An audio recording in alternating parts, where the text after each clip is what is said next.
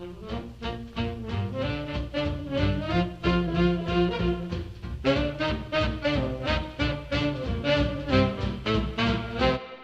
were waiting until they accumulated a bunch of us so they could ship us over as replacements for the 41st in a group. And they came from all over. And meanwhile, they were supposed to feed us, fatten us up, and keep us in good physical shape. And they gave us a certain amount of classroom work because we had to know about being on a ship. You know, you call it the deck instead of the floor, the head. They didn't have that many of us, and they gave a bunch of us a pass into San Francisco. They had some very good Chinese restaurants, and it was a real break from Army food. I'm sure anything was a break. Yeah. Oh, no, the food was good, I've got to admit. They had their own bakery. You got hot rolls for breakfast, and butter and milk and things that we never saw when I was on a combat team or even at the POW camp. Eventually, they stuck us on a ship. It had been a Maxim liner, and we guys were all stuck in a group of cabins. I don't remember what it was called. On top of the deck, there was a bunch of cabins. And we all got to cabins. And there were 4 bunks, and we were 4 to a cabin. And the ship was having trouble. But it had, I heard 2 stories. One is that it had stuff that had to be dropped off at Hawaii, and 2, that it had to pick up stuff at Hawaii that had to go to New Guinea, and 3, that it had some sort of ship trouble. The fact that it wasn't zigzagging scared the hell out of me. Because in the classroom, we had been told that convoy zigzag. We weren't in convoy. It was just one lousy ship all by itself. And sometimes it would go slow, and sometimes it would go fast. There was nobody to ask because we were segregated. The officers stayed somewhere else. And a bunch of officers, a bunch of nurses, you know, and we got fed twice a day. And the chow lines were enormously long. We pulled into harbor in Hawaii. I think the island was Maui, because somebody said Diamond Head could be seen. And we were given, told to fill our canteens and take all our gear. We didn't have any weapons, you know, so, but we had all our web equipment and 2 blankets, our pup tents, and we were still wearing wool, you know, the wool uniform. We were told to set up on the beach, and they would send a truck around with hot food for us, which they did. And I think it was Franks and beans, but I'm not sure. But we could swim all we wanted to. We were marched off to the showers in the evening before taps. And we had to wash the salt off us, you know, and brush our teeth and shave, because what we did have up near the edge of the beach where the barbed wire was, we were enclosed by barbed wire, couldn't leave. Was they had a latrine with a big tent fly over it. And it was just 2 boards with a hole, you know, and a whole string of them. And we waited, and I don't remember how many days we were there, but I know it was over a week. But you know, It was a change from the ship. We had this other ship come in, and we were segregated. And we were sent down into the hold of this other ship. I don't remember the name of it or what kind of a ship it was. All I know is once we were in the hold, we were told to stay there. From Hawaii to New Guinea, I don't know how long it was. And every couple of days we were allowed up on deck, guarded, because we weren't supposed to mingle with the other guys. And they were funny. They were an engineering unit that was wearing jump boots. So I had no idea what they were. But they said they were combat engineers. And they were also on the way to New Guinea. Yeah, we docked at Brisbane, and we were taken to a transient camp, tents. But we had cots and canvas cots, with no mattress covers or mattresses or anything, just canvas cots. We had 2 blankets, though. And there we were fed 3 times a day. And they kept waiting. Oh, we had the dental inspection, short-arm inspection, and we saw some training films on jungle warfare, which were ridiculous. What kind of stuff did they talk about in those? Do you remember? It seems you had to take your Atavrin and salt tablets, and you had to keep clean. And I don't remember it now, but a lot of cockamamie stuff, mostly time killers. Then there was a couple of days where all the officers had a staff meeting, and oh yeah, we saw a film on Australian customs and slang. Then we were given a pass into Brisbane.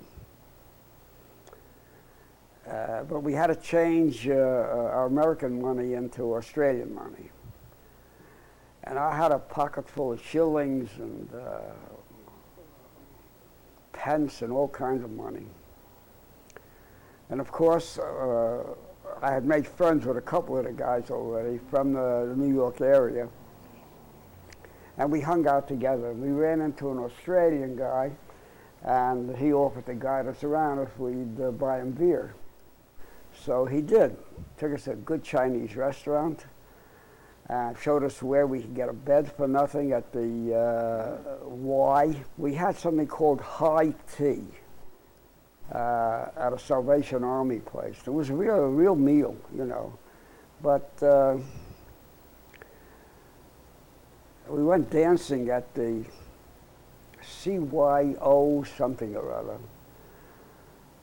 Remember, you know, this guy kept leading us around, but we'd always stop at a pub every once in a while. I wasn't big on warm beer, but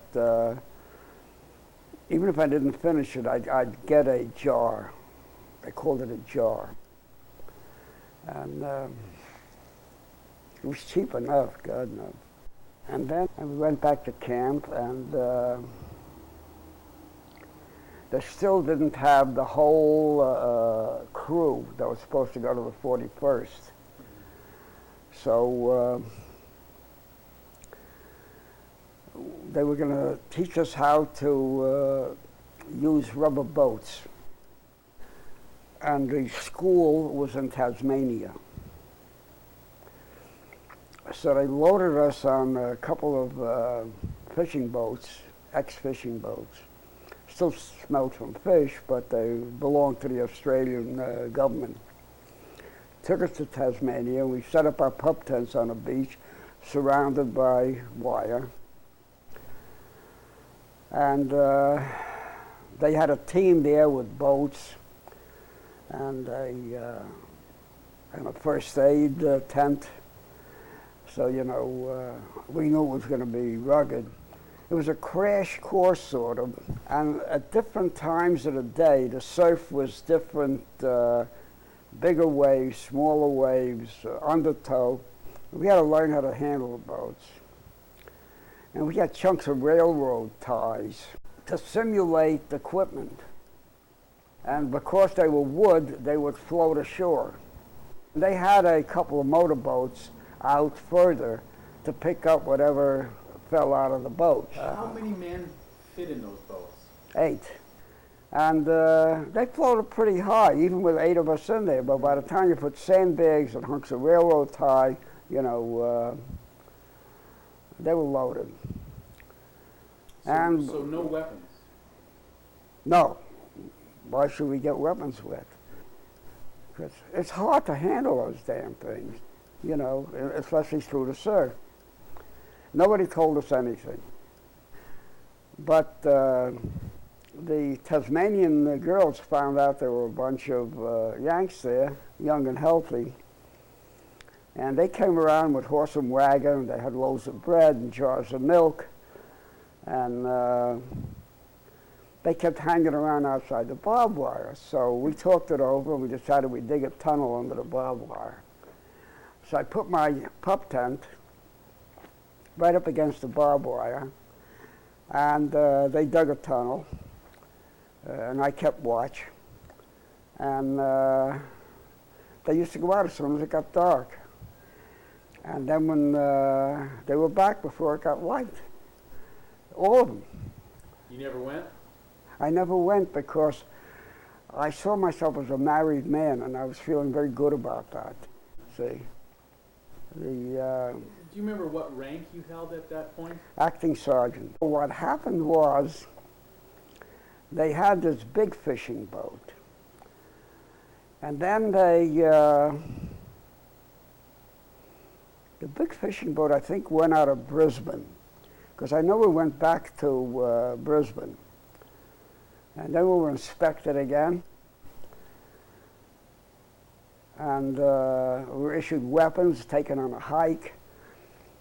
And Do you remember what you were issued? oh, I got a Tommy gun again. Because they already had all my paperwork was in Brisbane. Mm-hmm. Oh, that's why they took us back to Brisbane. All our paperwork was in Brisbane. And they weren't that well organized in 43, you know, in terms of paperwork. And all of us were detached. We weren't assigned anywhere yet because the paperwork hadn't come through. So somebody got the bright idea of sending us with the Australians on an INR mission below WWIIScrapBook into New Guinea. And yeah, we got on this big fishing boat. And a couple of days, I remember they stunk like hell. The Australians got off first. Yeah, what happened was when the captain found out that we had brought these rubber boats along, he said, "You don't have to go through the surf. I'll wait till high tide and I'll tow you up the river in my motor launch." We had a motor lifeboat. So we were in a long chain of about, I don't know, 6 or 8 boats. And the Australians knew that they could take their smaller boats up the river. And they stayed in those little fishing boats. But we were on a big one. So the motor launch towed us up. And we get to what used to be a trading post. It seems the Aussies had a trading post where they used to trade gold nuggets and chunks of opal with the natives, you know, for mirrors and tools and knives and axes and things like that. And they already had a bunch of natives there. And they were scary looking. They had sharp teeth. They used to sharpen their teeth with sand and a leaf. And they had red clay in their hair, and they stunk, but we didn't smell that much better. But they stunk different, you know. And Did they speak English? no. But I had learned a little pidgin English. I had a book. In fact, I still got the book somewhere. Yeah, and I was assigned 2 of them to help carry the extra gear. And mostly I loaded them up with, we had these cases of sea ration, about this big, and they could each carry 2. Now, were these referred to as PIBs? No, these were local cannibal, from a local tribe in the old Stanley Mountain. And they'd worked a deal with the Australians. We had nothing to do with it. But they did assign us 2, and they carried 4 boxes of sea ration to start with. We were pretty heavily loaded too, and we had the water-cooled machine gun. 1, not a section, 1. We had to dig in every night. So we taught these natives how to use a shovel and a pickmatic, and they helped. And in exchange, we gave them the meat and vegetable hash, which was very salty, and nobody really liked it. But they liked it because it had salt in it. See? We had salt tablets. We didn't give them any.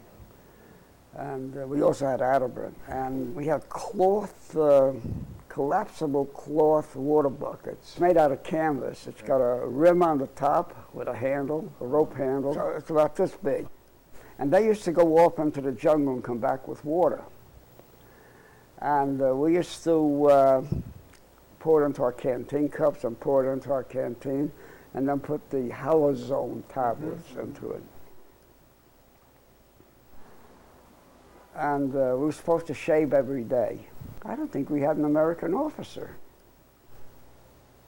We may have, but he may have been up with the Australians in kind of a liaison situation. How big was this unit that you were with? 6 guys and me, so that's 7, and the machine gun. But we had these 2 cannibals to carry the sea rations and the extra ammunition. I think we must have gone 6, 7 days. And what happened was the Australians had PIB boys with them, Papuan Infantry Battalion. And they used to go out at night, and they'd come back with information as whether there were any Jap patrols coming towards us or not. And one day, the Australians got the information that there was a Jap patrol coming down on the ridge towards us. So we weren't told to dig in deep. I had the gun up high, and we camouflaged it. And we waited.